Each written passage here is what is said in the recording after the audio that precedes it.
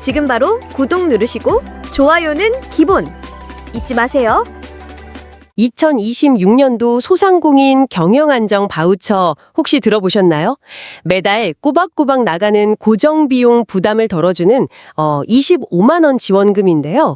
근데 막상 신청하려고 보면 나도 대상이 될까? 또 혹시 절차가 너무 복잡해서 놓치는 건 아닐까? 뭐 이런 궁금한 점들이 한두 가지가 아닐 겁니다. 그래서 오늘 저희가 이 슬라이드를 하나하나 보면서요. 25만 원을 여러분의 사업장에 안전하게 안착시키는 내비게이션이 되어드리겠습니다.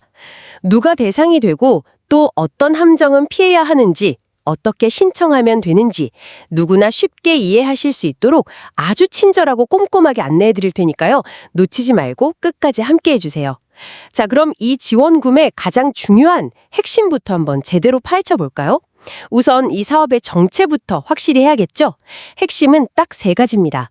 첫째, 2025년 한 해 매출이 1억 4천만 원 미만이어야 하고요. 현재 영업 중인 소상공인이 대상입니다.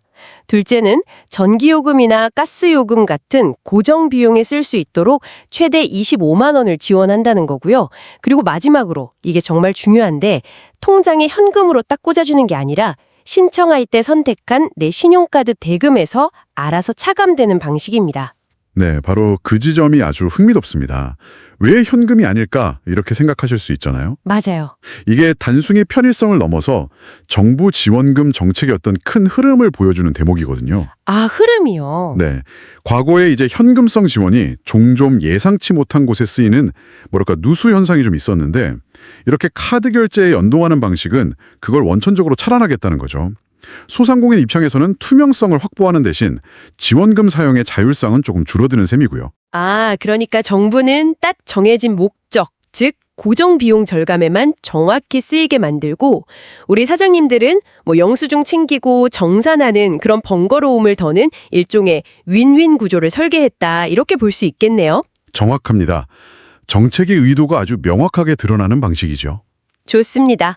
그럼 가장 중요한 첫 번째 관문, 바로 지원 요건입니다. 내가 이 지원금을 받을 자격이 되는지부터 따져봐야겠죠. 역시 핵심은 매출액입니다. 2025년 연 매출이 0원은 넘어야 하고 1억 4천만 원 미만이어야 합니다. 그런데 제가 이 자료를 보면서 이건 정말 많은 분들이 헷갈리시겠다 싶었던 부분이 있었어요. 바로 2025년 중간에 개업하신 분들의 매출 계산법입니다. 연 환산 매출액이라는 개념이 나오는데 이거 정말 함정 같더라고요. 맞습니다. 가장 문의가 많고 또 가장 많이 실수하시는 부분입니다. 결론부터 말씀드리면 무조건 월 단위로 계산해야 합니다. 예를 한번 들어볼게요. 2025년 10월 20일에 개업을 해서 10월, 11월, 12월 이렇게 석 달 동안 2,500만 원의 매출을 올렸다고 가정을 해보죠. 그럼 보통 내가 실제로 일한 날짜로 나눠야 정확한 거 아닌가 이렇게 생각해서 총 매출 2,500만 원을 개업 후에 총 일수인 72일로 나누고 거기에 365일을 곱하기 10거든요. 그렇죠. 그렇게 계산하면 1억 2,600만 원이 훌쩍 넘어서 대상에서 탈락하게 되죠. 그게 바로 가장 흔한 착각입니다. 올바른 계산은요. 총 매출 2,500만 원을 실제 영업한 3개월로 나누는 겁니다. 개월수로요? 네, 한 달이 안 돼도 그냥 한 달로 치는 거죠. 그럼 월 평균 매출이 나오고 여기에 10일을 곱하면 연 환산 매출액이 1억 원이 됩니다. 그럼 지원 대상에 해당되죠. 그러니까 일수로 계산하느냐 월로 계산하느냐에 따라 결과가 완전히 달라지는 겁니다. 이게 부가가치세법상으로도 1개월 미만은 1개월로 보기 때문에 반드시 월 단위로 계산해야 한다는 점 꼭 기억하셔야 합니다. 와, 이건 정말 중요한 팁이네요. 자칫 잘못 계산해서 받을 수 있는 지원금을 놓칠 뻔했어요. 그럼 매출 기준을 통과했다고 해도 지원만 받지 못하는 업종도 따로 정해져 있죠? 네, 그렇습니다. 모든 소상공인이 대상은 아닙니다. 자료를 보면 크게 세 가지 부류로 나눌 수 있어요. 첫째는 유흥주점 같은 향락 유흥업종, 둘째는 변호사, 회계사, 병원 같은 전문 직종, 그리고 마지막으로 도박이나 복권 판매 같은 사행성 업종입니다. 정책의 목적이 서민 경제의 실핏줄인 소상공인의 경영 안정을 돕는 거라 이런 업종들은 제외되는 거죠. 그리고 또 하나의 중요한 원칙이 있더라고요. 1인 1사업체 원칙. 만약에 제가 여러 개의 가게를 운영하고 있다면 이건 어떻게 되는 건가요? 아, 좋은 질문입니다. 대표자 한 명을 기준으로 딱 한 번만 지원합니다. 예를 들어서 카페, 식당, 옷가게 이렇게 세 곳을 운영하시는데 카페랑 옷가게는 매출이 1억 4천만 원을 넘고 식당만 기준에 해당된다. 그러면 식당 이름으로 딱 한 곳만 신청해서 25만 원을 받을 수 있는 겁니다. 여러 사업체를 운영하느라 더 힘드실 수도 있는데 중복 지원은 안 되는군요. 이것도 한정된 예산에 최대한 많은 사람에게 분배하려는 의도라고 봐야겠네요. 네, 정부 지원 사업은 늘 형평성과 효율성, 그 사이의 균형점을 찾아야 하는 과제가 있죠. 1인 1사업체는 그 대표적인 원칙 중 하나입니다. 자, 이렇게 까다로운 자격 요건을 모두 통과했다고 가정해 봅시다. 이제 드디어 25만 원을 손에 쥐었는데 이걸 아무데나 쓸 수 있는 건 아니라고요. 정부가 정해놓은 고정비용이라는 명확한 목적이 있거든요. 자료를 보니까 크게 4가지 항목이네요. 전기, 가스, 수도요금 같은 공과금, 그리고 4대 보험료, 사업용 차량 연료비, 마지막으로 전통시장 상인을 위한 화재보험료. 정말 매달 꼬박꼬박 나가는 돈들이네요. 맞습니다. 이 항목들을 보면 정책의 의도가 더욱 명확해지죠. 매출을 늘려주는 지원이 아니라 비용을 막아주는 지원이라는 겁니다.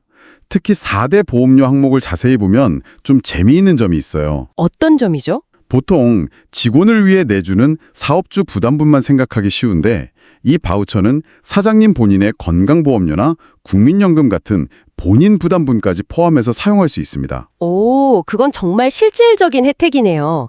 사장님들 입장에선 내 개인 계좌에서 나가던 돈을 사업비용으로 처리할 수 있는 거니까요. 그리고 연료비에 전기차 충전 비용까지 포함된 걸 보니까 시대 변화를 꽤 잘 반영한 것 같아요. 그렇죠. 휘발유, 경유, LPG는 물론이고요. 그리고 전통시장 화재보험료는 조금 특수하긴 한데 소상공인 시장진흥공단에서 운영하는 전통시장 화재공제 상품에만 한정됩니다. 일반 손해보험사 상품은 해당되지 않으니까 이 점은 유의하셔야 합니다. 알겠습니다. 그럼 이 바우처가 실제로 어떻게 작동하는지 제 친구 얘기를 예로 한번 들어볼게요. 작은 공방을 운영하는 친구가 있는데 겨울철에 난방비 고지서 받을 때마다 심장이 철렁한데요. 만약 그 친구가 이번 달 가스요금 50만 원을 카드로 냈다고 가정을 해보죠. 그럼 어떻게 되는 건가요? 아주 간단합니다. 친구분에게 25만 원의 바우처 잔액이 있다면 카드사는 먼저 그 바우처 25만 원을 끌어다 씁니다. 그리고 나머지 25만 원만 친구분에게 청구하는 거죠. 이걸 선차감 방식이라고 부릅니다. 아, 선차감 방식? 네, 내가 신경 쓸 필요 없이 카드사가 알아서 먼저 바우처부터 소진해 주는 겁니다. 정말 편리하네요. 따로 신청하고 영수증 챙기고 환급 받는 과정이 전혀 없는 거군요. 그렇죠. 그럼 아무 카드나 다 되나요? 그건 아닙니다. KB국민농협, 롯데, BC, 삼성, 신한, 우리, 하나, 현대카드까지 총 9개 카드사 중에서 본인이 신청할 때 딱 하나를 지정해야 합니다. 자, 그럼 이제 가장 실질적인 정보. 신청 기간과 방법입니다. 이건 정말 놓치면 안 되죠. 기간은 2026년 2월 9일 월요일부터 12월 18일 금요일까지 거의 1년 내내 신청할 수 있네요. 기간은 넉넉하지만 중요한 전제가 있습니다. 예산 소진 시 조기 마감. 이런 지원 사업은 보통 연초에 신청이 몰리기 때문에 대상이 된다고 생각하시면 최대한 빨리 신청하시는 게 안전합니다. 그래서인지 신청 초반에 혼잡을 막기 위한 장치도 있더라고요. 2부제를 운영하죠. 2월 9일 월요일에는 사업자 등록번호 끝자리가 홀수인 분들만, 10일 화요일에는 짝수인 분들만, 네, 맞습니다. 11일 수요일부터는 모두 가능하고요. 그리고 신청 방법은 소상공인 24 웹사이트나 소상공인 경영안정 바우처.kr 주소를 통해서 온라인으로만 신청할 수 있다. 네, 온라인 신청만 가능합니다. 잠깐만요. 온라인으로만 신청할 수 있다고요?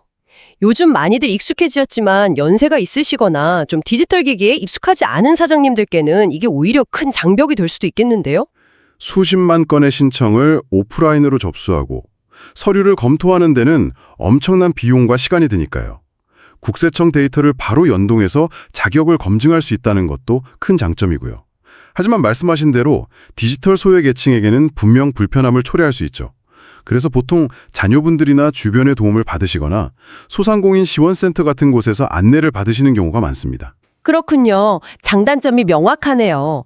그럼 온라인으로 신청하는 절차는 간단한 편인가요? 네, 절차 자체는 매우 간단합니다. 로그인해서 정보 제공 동의 누르고 사업자 번호 같은 기본 정보 확인하고 바우처 쓸 카드사 하나만 고르면 끝입니다. 대부분 국세청 정보가 자동으로 따라오기 때문에 따로 서류를 떼서 제출할 필요가 거의 없습니다. 자, 그렇게 신청하기 버튼을 눌렀습니다. 그 후에는 어떻게 진행되나요? 그냥 기다리기만 하면 되는 건가요? 네, 신청자가 할 일은 이제 끝났습니다. 공은 소상공인 시장진흥공단으로 넘어가죠. 공단에서는 국세청에서 넘겨받은 자료를 토대로 신청자가 제출한 정보가 맞는지, 매출액이나 개업일, 업종 기준을 충족하는지 검증을 합니다. 심사가 끝나면 결과는 어떻게 알려주죠? 요즘은 정말 편해졌죠. 카카오톡 알림톡으로 선정되셨습니다 하고 메시지가 옵니다. 그 후에는 신청 시 선택했던 카드사로 정보가 자동으로 넘어가서 바우처가 등록되는 거고요.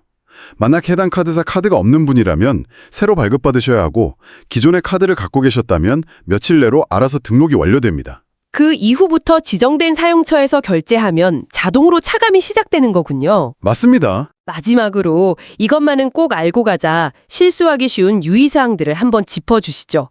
이것만은 절대 하지 마라 하는 것들이요. 가장 중요한 건 한 번 선택한 카드는 절대 무슨 일이 있어도 바꿀 수 없다는 겁니다. 그러니까 평소에 공과금이나 주유비 결제에 가장 자주 쓰는 카드를 신중하게 고르셔야 합니다. 중간에 카드를 해지하거나 분실해도 변경이 안 되기 때문에 곤란해질 수 있습니다. 아, 카드 선택이 정말 중요하군요. 또 어떤 게 있을까요? 반드시 대표자, 본인 명의의 개인 카드만 가능하다는 점입니다. 아무리 사업에 쓴다고 해도 법인카드나 직원카드, 가족카드는 안 되고요. 그리고 사용기한은 2026년 12월 31일까지. 연말까지 쓰지 않은 잔액은 그냥 사라지는 게 아니라 국고로 환수되니까 아깝게 남기지 말고 꼭 다 쓰셔야 합니다. 혹시 다른 지원금이랑 중복으로 받으면 문제가 될 수도 있나요? 네, 그럴 수 있습니다. 예를 들어서 어떤 지자체에서 에너지 비용 지원 사업을 통해 1월분 전기요금 고지서에 대한 지원을 이미 받았다고 가정해보죠. 그런데 그 똑같은 1월분 전기요금을 이 바우처가 연동된 카드로 또 결제하면 이건 중복 지원에 해당돼서 환수될 수 있습니다. 물론 매출액을 허위로 신고하는 건 당연히 안 되고요. 정직한 신청이 가장 중요합니다. 네, 오늘 2026 소상공인 경영안정 바우처에 대해 정말 속 시원하게 파헤쳐봤습니다. 요약하자면 온라인으로 간편하게 신청해서 25만 원의 고정 비용을 지원받을 수 있는 소상공인 여러분께 아주 실질적인 도움이 되는 제도라고 할 수 있겠네요. 오늘 저희가 짚어드린 함정들, 특히 연환산 매출액 계산법이나 카드 선택 같은 부분들 잘 기억하셔서 꼭 신청 기간 내에 혜택을 받으시길 바랍니다. 혹시 더 궁금한 점이 있다면 바우처 전용 콜센터 1533-0600으로 문의하시면 됩니다. 오늘 이 정보가 여러분의 경영 부담을 조금이나마 덜어드렸으면 합니다. 여기서 한 걸음 더 나아가서 이런 질문을 스스로에게 던져보시는 건 어떨까요? 이번 지원을 계기로 우리 가게의 고정비용 지출 구조를 다시 한번 점검해 볼 수는 없을까? 25만 원 지원으로 끝내는 게 아니라 이걸 신호탄 삼아서 사업장 전기요금제를 더 효율적인 것으로 변경한다거나 불필요하게 가입된 보험은 없는지 조정해 보는 겁니다. 작은 변화를 통해 장기적인 비용 효율을 높이는 계기로 삼는다면 이 25만 원이 그 이상의 가치를 가져다 줄 수도 있을 겁니다.